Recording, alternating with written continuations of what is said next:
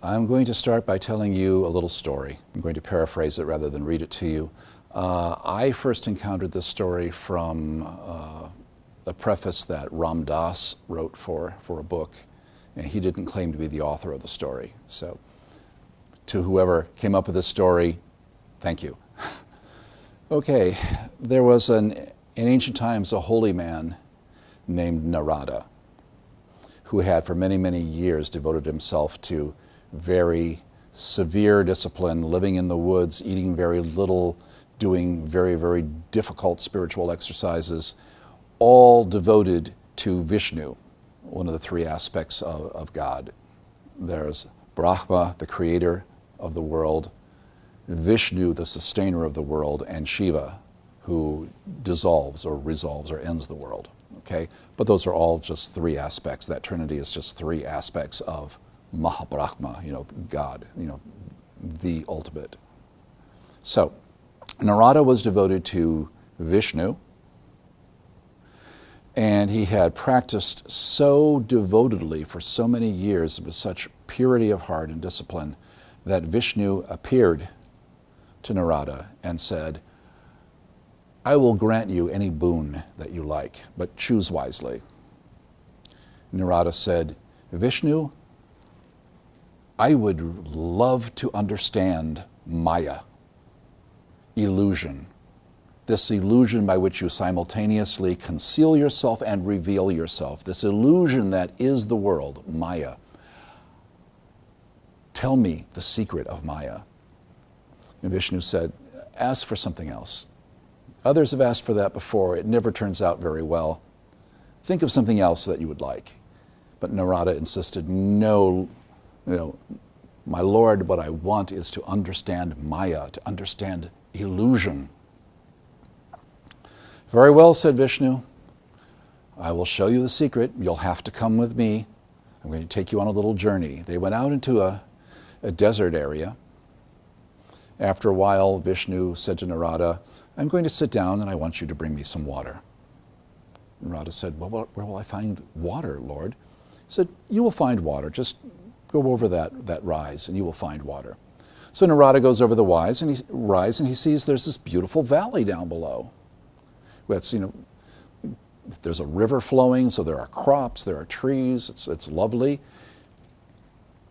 Well, Vishnu is Vishnu. Vishnu knows knew that there was a valley there. So Narada goes scrambling down. He sees a woman drawing water from the well. He bows respectfully to her and asks if she could please give him a cup of water. She turns and looks at him, and she is the most radiantly beautiful woman Narada has ever seen in his life. He becomes tongue-tied. He becomes shy. She thinks he's just utterly adorable for reacting that way. So she invites him in, and he joins the woman and her father and family for their evening meal.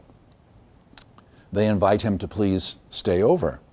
And he stays over, and one day leads to the next, leads to the next. He becomes like a member of the family. He forgets all about fetching that water for Vishnu. But eventually, he marries the daughter.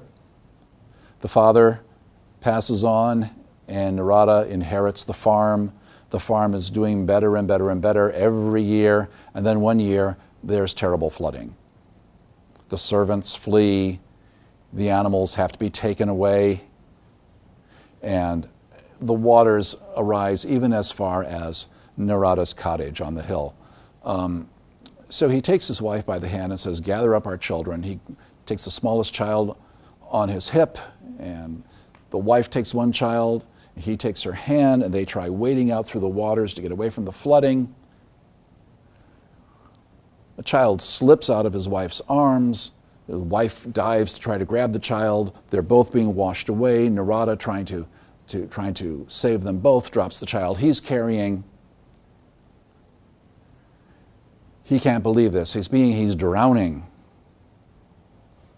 And he's thinking, how could this be? I was the happiest man on earth.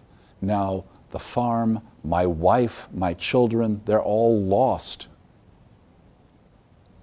Suddenly, he finds himself standing there. All the water's gone. He's standing there in the desert holding just one cup of water. And there's Vishnu, sort of stretched out leisurely before him. And Vishnu says to him, Narada, what took you so long? What took you so long? Okay. And thus the nature of Maya is revealed. What takes us so long? We are so caught up in the world we forget about taking that water to Vishnu. That's how it happens. So, what do you want? What do you really want? You want to exist. You want to be happy. You want to not die. Guess what? Every aspect of yourself is subject to change and can't be really grasped onto for long. Happiness, same deal with happiness. There's something that some psychologists call the happiness paradox. The people who try hardest to be happy are usually the least successful at being happy, whereas people who are really happy generally don't think about happiness at all. And to not die, sorry, it's going to happen. And those you love will also die. So, how are we to understand this, particularly in terms of Maya, in terms of the illusion that becomes our world? We seek to try to satisfy our wants. We seek a self that is acquired externally. That includes what I own. That includes perhaps positions that I achieve, degrees. I go to the gym and I get a hard body. That's a possession, really. That's going to give me self, right? A self that was really, really real, because just look at all this stuff. And it's going to make me happy, isn't it? And I won't die, will I?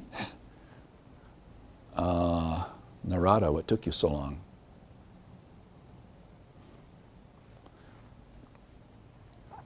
There was on Cartoon Network, there was a program called Aqua Teen Hunger Force. Whenever anybody wanted to diet or exercise, the slovenly next-door neighbor, Carl, would say, hey, you just got to die anyway. Well, it's not quite that simple. But yeah, you know what? You will die.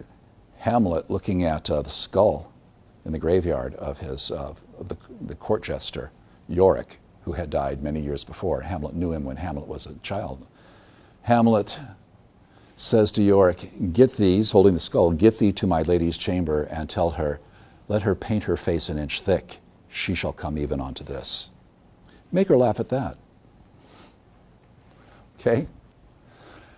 Why won't a self acquired externally, including robust physical health, including lots of money, including achievements and so forth, all these degrees and honors and so forth, why won't that satisfy your wants in the end? It fails. Why? It doesn't satisfy because there's no end to desire. There's a Buddhist parable that's pertinent here. That I'll quote because it's very concise. You know, if you find a nugget of gold, you'll wish you had found a handful of gold. If you find a handful of gold, you'll wish you had found a bucket of gold. If you have a bucket of gold, you're going to wish you had a whole hut full of gold. If you had a hut full of gold, you'll wish you had a mountain of gold. If you have a mountain of gold, you'll wish you had 2 mountains of gold. There's no end to it. There is no end to human greed. Okay? Acquired things pass away. Yeah. Hence the reference to Carl. Yeah, you know what? You're still going to die. And then to Hamlet, yeah, you know, just make yourself as beautiful as possible. You're going to be a skull just like Yorick one day. It's zero sum. There's so many things in the world. There are only so many things in the world. The more you try to acquire them, the more you're going to be quarreling with other people, trying to take more than your share, because doesn't that give you existence and immortality? And so, no, it doesn't give you any of that.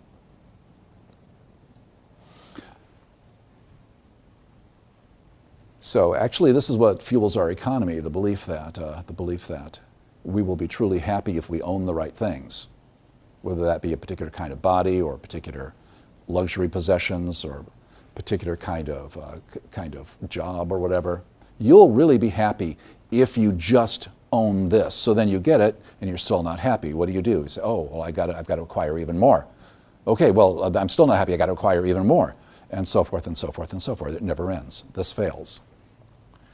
And if you're not going to be like a hamster in a wheel your whole life, eventually you realize, I may be approaching this wrong. You might go to this phase, self-acquired through power. Okay? If I just have enough power, it won't matter what material acquisitions I have power. I can control my world. I can control my life because I have power. Guess what? You can't control nature. You can't control your life beyond a certain degree. You can't control the world beyond a certain degree. And the things that you cannot control will eventually dissolve you. I'm in charge here, damn it, and I say I'm not going to die. Anybody who says I'm going to die, you're fired. Yeah, well, you're still going to die. Okay? Power, again, is an attempt to control things, and ultimately, the things that you are most afraid of are things that you can't control. You will lose everything that you have and everything that you love through death, either your own or the death of others. That's what life is like. This wasn't meant to cheer you up. This was meant to help you get free, okay? Self-acquired through service. Okay, well, you know what? The problem is that it's all about me. I've been all about me. So I'll be all about other people. I'll be devoted. I'll do charitable things. I'll devote myself to service. And then I'll be a really, really good person, won't I? And if I'm a really, really good, virtuous person serving others, you still are in the same boat. Well, then what do you do? What we really want is Sat Chit Ananda, being, knowledge, and bliss. Yeah, but if I acquire being, knowledge, no. You don't acquire it. How do you achieve Sat Chit Ananda, being, knowledge, bliss? You realize that the Atman is Brahma. You realize that Maya is Maya, illusion is illusion. This phenomenal experiential self is ultimately not real. When you realize that what's ultimately real is the Atman. The Atman is being, knowledge, and bliss. You're already there. You already have it. That's the irony. That's the big joke, is that you already have it. You have to look at it. You have to realize it. Okay? Traditionally, there are tools to use in that realization, okay? And those tools are collectively called yoga. Okay? Yoga comes from a root that means yoke. Most Western yoga teachers will say, oh, no, that means union. No, that's a derivative. Okay? The Sanskrit root means yoke. And the idea was, if you have two oxen and you put a yoke on the two of them, they are pulling together, and you've got a lot of power. If you've got two oxen tied to your plow, but they're not yoked together, they're going to be pulling in different directions, and your plow isn't going to be able to plow a straight line. Okay?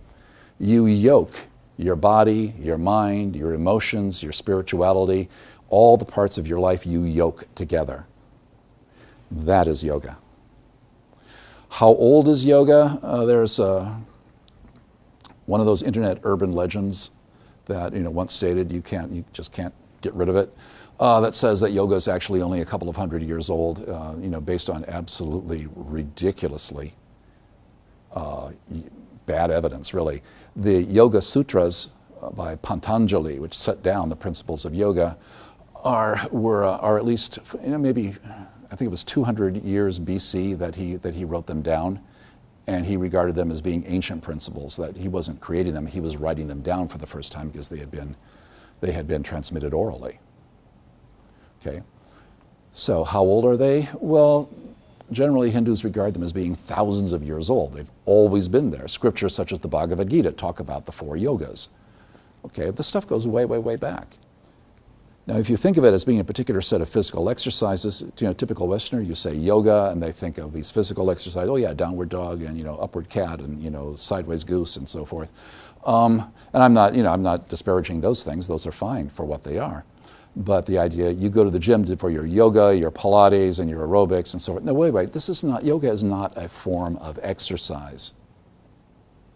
Yoga is a spiritual tool by which you yoke everything together. Physical culture may be a part of that. Hatha yoga, or the physical form, may be a part of that. That's not the essence of yoga.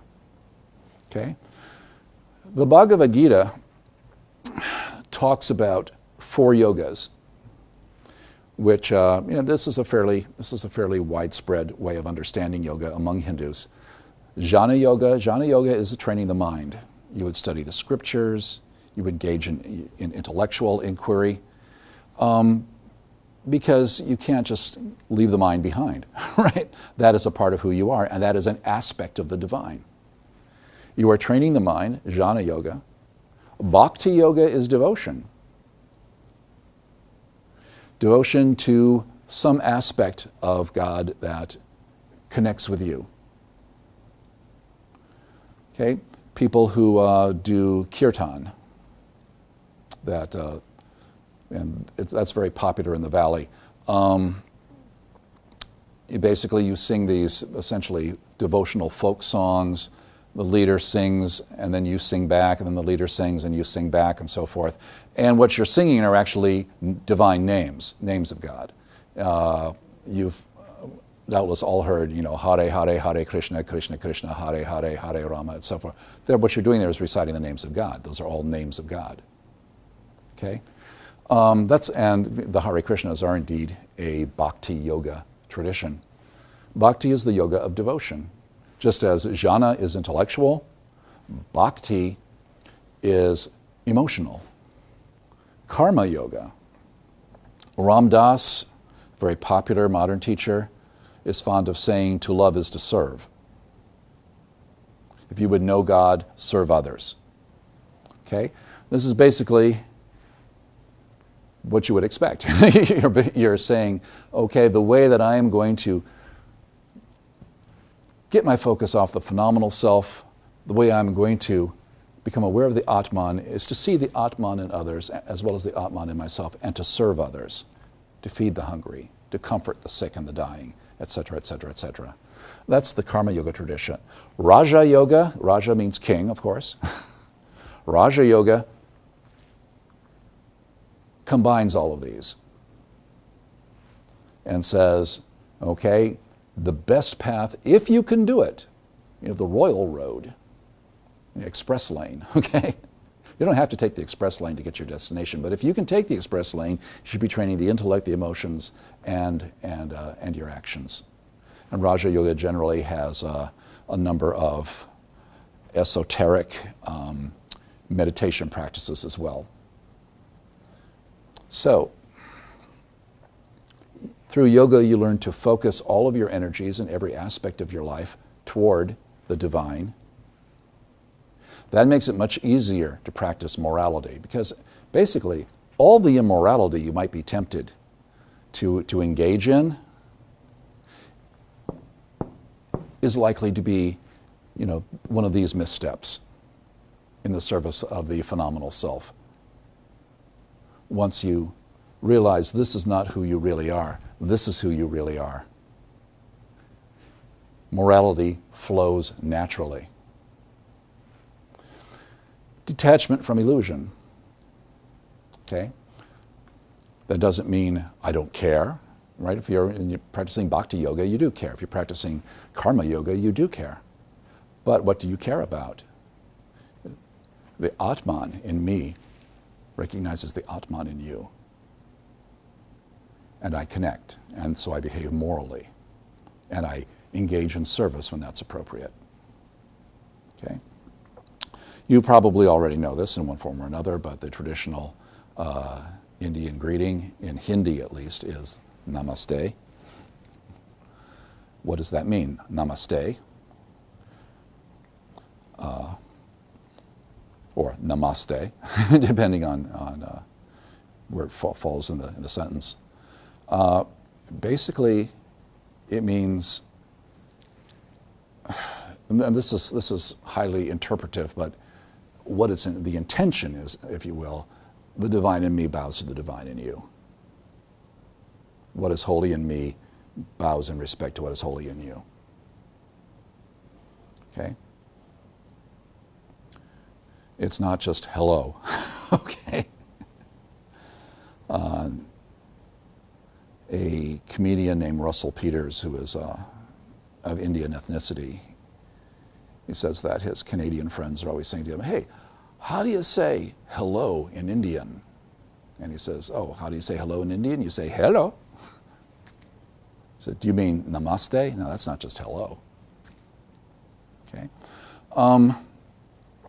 Yeah, this is something very different. Think of that. If my greeting to you is to begin by honoring you, I'm honoring the divine in myself and I'm honoring the divine in you, and that is how I greet you. That's my first step in an interaction with you. Then, how much easier will it be with that frame of mind to behave in a way that is moral, okay, benevolent, that is benevolent, not harmful, not harming me, not harming you, focused, and keeps in mind what is real and what is not real. So what do you really want? Well, Hinduism's not the only tradition to say what you really want is the divine. What you really want is to figure out what it is that you really want, which will turn out to be the divine because nothing else will satisfy. Certain flavors of Christianity, I like to talk about different variations of religion as flavors. As it's like, it's like strawberry and here's chocolate. Some people like strawberry better, some people like chocolate better, some people like vanilla, okay? Okay, well, some flavors of Christianity say that, your heart's desire is Christ, and you're never truly satisfied until you find Christ. A Hindu would say, right, because basically that's the way you talk about discovering God in your own heart, and that's what you really want, and that's the only thing in the end that's going to satisfy you. Sat Chitananda, the Atman and the Brahma are one. Namaste.